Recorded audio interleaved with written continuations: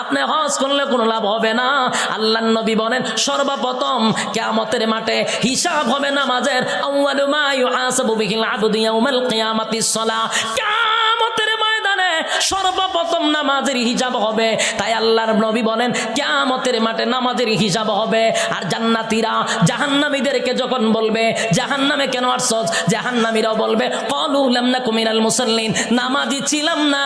তুই নামাজি ছিলি, যখন আজান দিত বন্ধু ব্যবসা বন্ধ করে তুই নামাজে যাইতি, যখন আজান দিত তুই চাকরি বন্ধ করে নামাজে যাইতি, বন্ধু যখন আজান দিত খেলাধুলা বন্ধ করে নামাজে যাইতি, আমি নামাজে যাইতাম না। তাই আজকে নামাজ না পড়ার কারণে এক নাম্বার কারণ জাহান্নামে আসা। রব্বে কারীম বলেন এই অনর্থক বানাই নাই, অকারণে বানাই নাই। দ্বিতীয় নম্বরে আল্লাহ বলেন ওয়া মা খালাকতু